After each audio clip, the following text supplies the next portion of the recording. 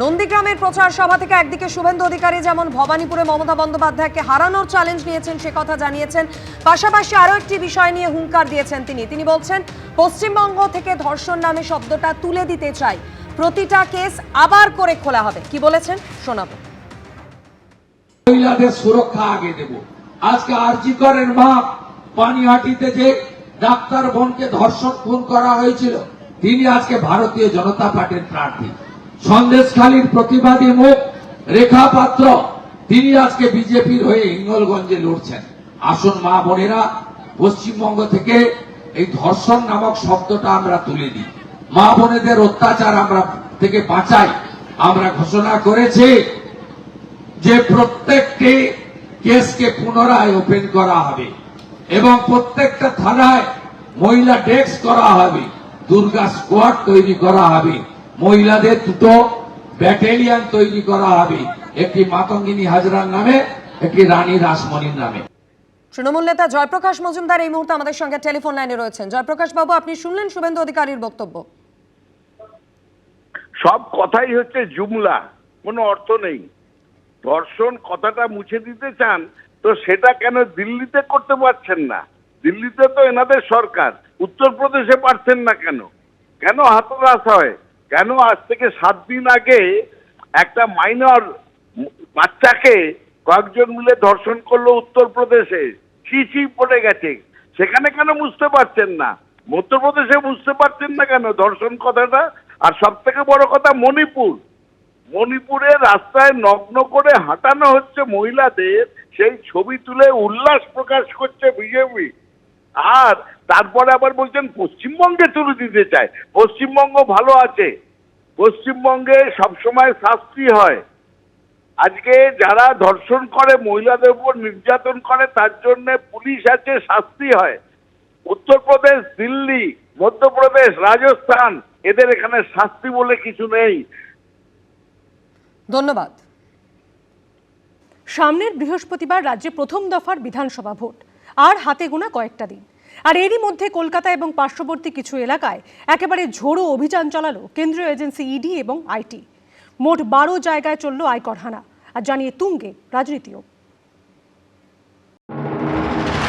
হাতে আর মাত্র 6 দিন, আগামী বৃহস্পতিবার রাজ্যে প্রথম দফার বিধানসভা নির্বাচন। তার আগেই শুক্রবার কলকাতা ও পার্শ্ববর্তী এলাকায় ঝোড়ো অভিযান চালালো কেন্দ্রীয় এজেন্সি ইডি আইটি। নজরে তৃণমূলের প্রার্থী নেতারা।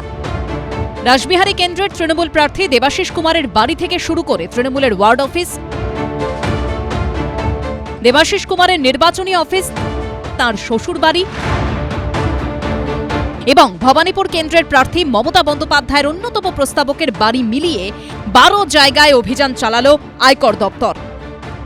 কি করে এগুলো কি করতে হবে আমি জানি। যা উত্তর বাংলার মানুষ মমতা বন্দ্যোপাধ্যায়ের পক্ষে 4 তারিখ দেবেন, রাসবিহারীর মানুষ আমাদের কি রায় দেবেন 4 তারিখ দেখবেন। এদিনই 5 জায়গায় অভিযান চালালো আরেক কেন্দ্রীয় সংস্থা ইডিও।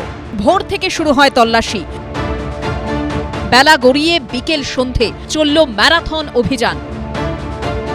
মনোহরপুকুর রোডে এই নির্বাচনী কার্যালয় সামনে দাঁড়িয়ে রয়েছে, সেই নির্বাচনী কার্যালয়ই নয়, এখান থেকে সামনে দেবাশিস কুমারের বাড়ি, সেই বাড়িতেও কিন্তু একেবারে আয়কর দপ্তর তারা হানা দিয়েছে। তৃণমূল কংগ্রেস পার্টির অফিসে রেড করছেন, ক্যান্ডিডেটের বাড়িতে গিয়ে রেড করছেন।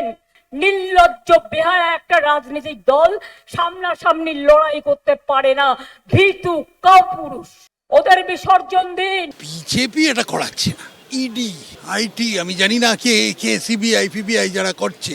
আমার কাছে রাজনীতি কোনো ব্যবসা না।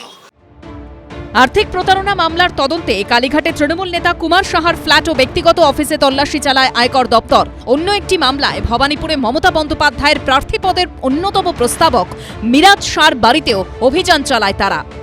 পশ্চিমবঙ্গে এই চোর পুলিশের খেলা আমরা দেখেই চলেছি। ভবানীপুরের যদুবাবুর বাজারে দীপক হিরাওয়াত নামে এক ব্যবসায়ীর ফ্ল্যাটেও তল্লাশি চালানো হয়।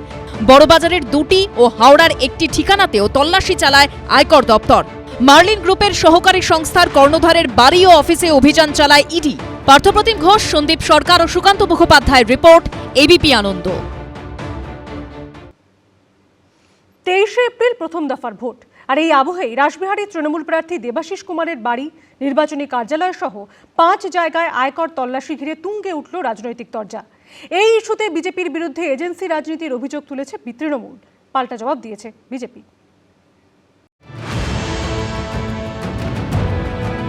ঘন্টার পর ঘন্টা ইনকাম ট্যাক্সের হানা তৃণমূল প্রার্থীর বাড়িতে, তৃণমূলের অফিসে, তৃণমূল প্রার্থীর শ্বশুর বাড়িতে। হাই ভোল্টেজ বিধানসভা ভোটের ঠিক মুখে রাসবিহারী কেন্দ্রে তৃণমূলের হাই ভোল্টেজ প্রার্থী বিদায়ী বিধায়ক কলকাতা পুরসভার মেয়র পরিষদ দেবাশিস কুমারের নানা ঠিকানায় তল্লাশি চালালো আয়কর দপ্তর।